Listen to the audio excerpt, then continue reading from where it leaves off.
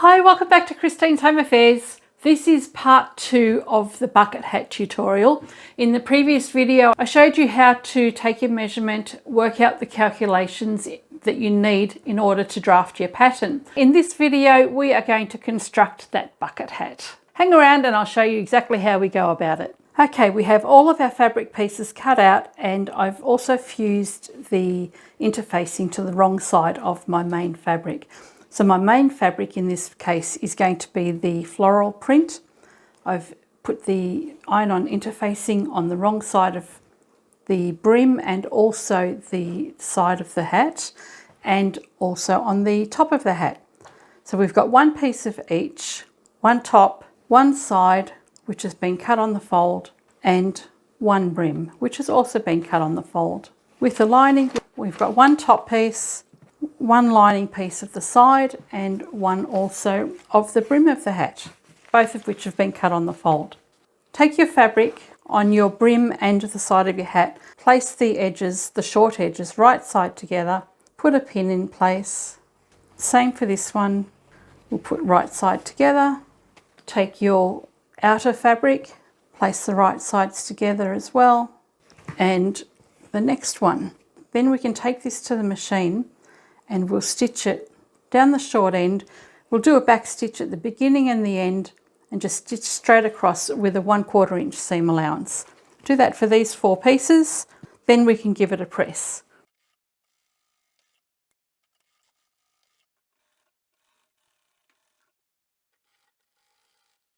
Once you've stitched all the seams, take it to the iron and give it a really good press. Now it's up to you if you want to press your seams open or if you want to press them to one side.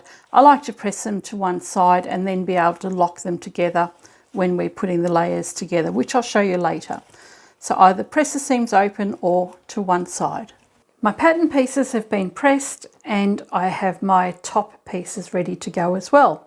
Take your top piece, fold it in half, and fold it in half again, and mark a crease on the outside edge. You can press it or finger press it, grab some chalk or some pins, and where you've marked that crease, mark a line on all 4 quarters, and you'll do the same for the outside piece, which I've already done. Take the side of the hat. Once they've been pressed, I've folded it in half. Just mark a crease, top and bottom, both sides, and where you've marked that crease, make a mark with your chalk, and also this one, which is directly opposite the seam line. And we have our seam over here. So we've got 4 sections marked on the side of our hat, 4 sections marked on the top of our hat, and we'll also do the same. Oh, my apologies. This one was the brim of the hat, and this is the side of the hat. So fold that in half as well, press it and make your marks. And make your marks on the other 2 pieces as well. This one is the brim.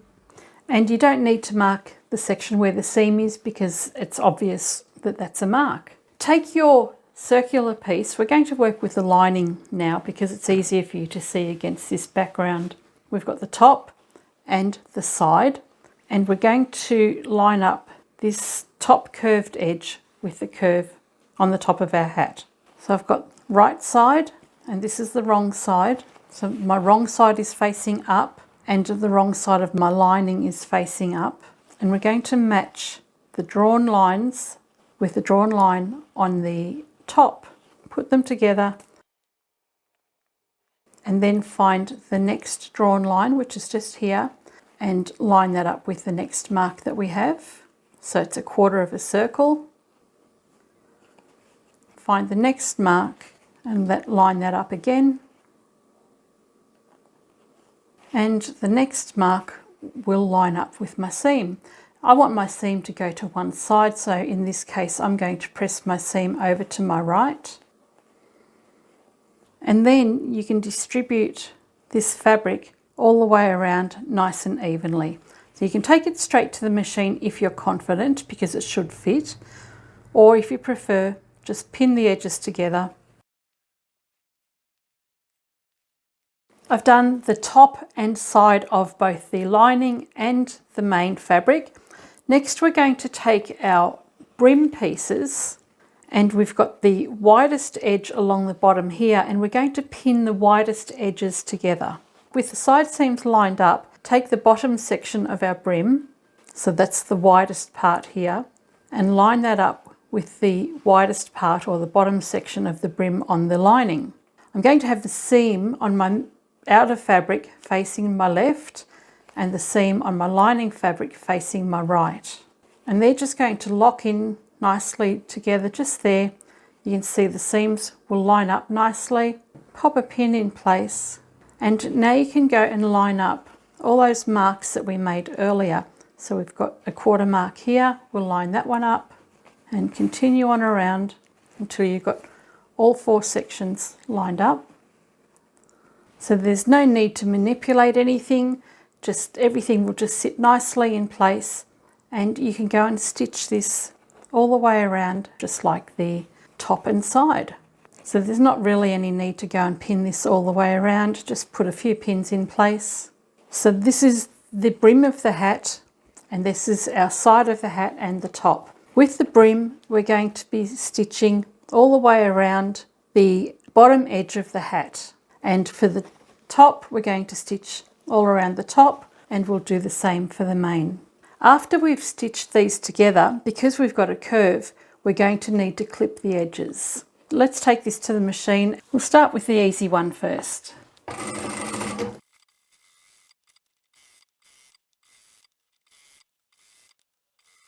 Now that we've got that one stitched together, you can get some clippers, and we're going to clip the curve all the way right around the entire piece. So you want to clip your curve, but you don't want to clip through the stitching line.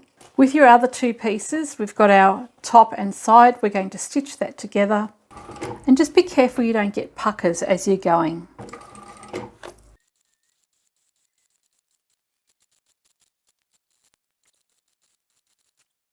Both hat pieces and the brim are done. I'm going to quickly go and clip all the curves and give that a really good press before we go on to the next step. We've got our lining pieces done, and it's been pressed and the edges have all been clipped. Same for the outside of the hat. And then we have our brim, which has had the edges clipped and pressed. Then I've gone and ironed all the way around the edge of the brim to make sure that I've got the green on one side and the red on the other. What we want to do now is attach the brim of the outside part of the hat to the other side of the hat. So separate these pieces here, find the seam here, and turn the main part of the hat right side out, and find this seam here, and you can see this seam is now facing my left, and this one is facing my right. And because I've pressed all of my seams in exactly the same direction, both the green and the red, I've pressed them all in exactly the same direction. When you put them together, they'll end up in opposing directions, and you can lock them in place. Line those 2 seams up, and I can just start pinning all the way around. Now I'm going to line up those marks that I had earlier, the chalk marks, and then I will just pin all of that evenly around, and we can take that to the machine and sew it together. Okay, that's pinned together all the way around. When we finish that, we're going to clip the edges again, give it a really good press. Then we'll be ready to put the final part of our bucket hat together.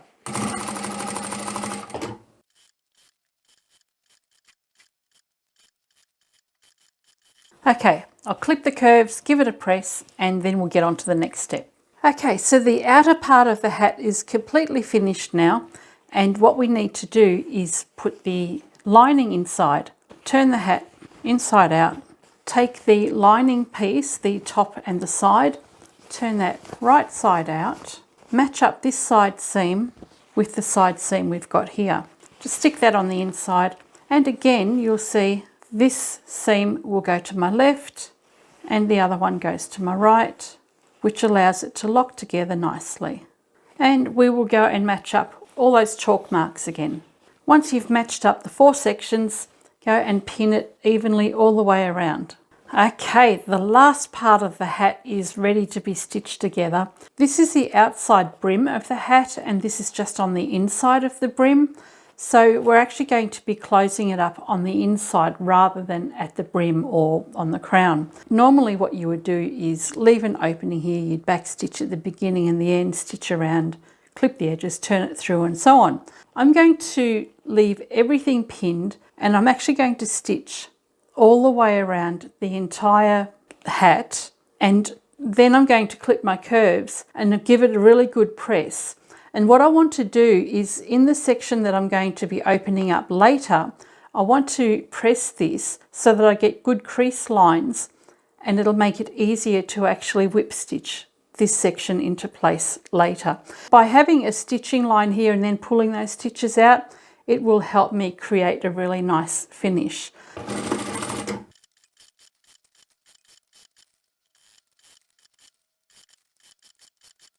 Okay, one final time I will clip the edges, give it a really good press, and then I will open up some of the seam. So I finished clipping the curves, and what I've done is just opened up a couple of inches of the stitching line in here. So once you've opened that up, just take out a few inches of stitching, turn it the right way around, and you can see the fold in the fabric. This is where it was stitched earlier, and then I've pressed it. So it's got a nice crease there, and I can put the two layers together and stitch that closed. With my thread knotted, I have brought my thread in from underneath. I'm just going in on the very edge of the fold, and rather than coming up straight across, I'm going to go further down on the diagonal and pick up the thread on the other side. So you can see I've come in here, I'm coming out on the diagonal over this side, and I'll continue in that way. So where my thread is come up here, I'm going to come closer to where that white spot is, pick up the thread on my side and keep on going.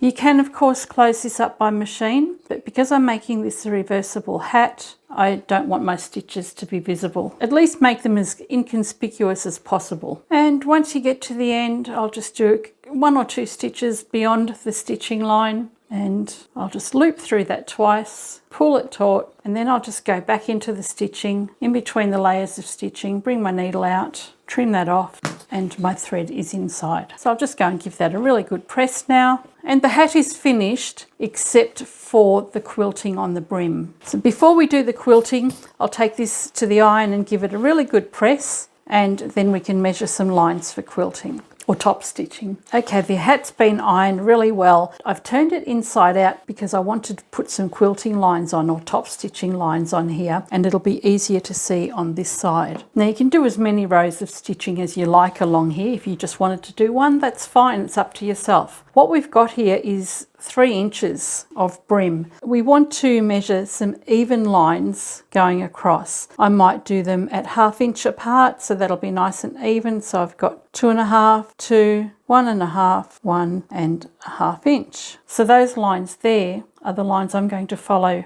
around the machine to do some quilting.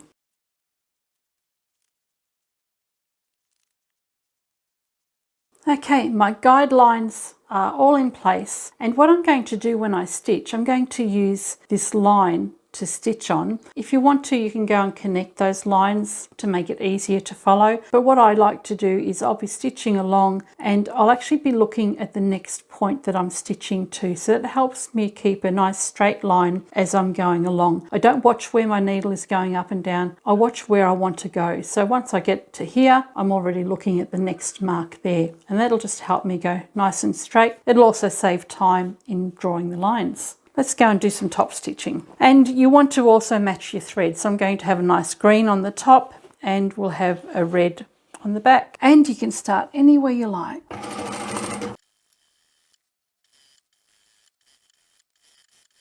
When you finish the first row, go on to the next one, and so on until you're finished.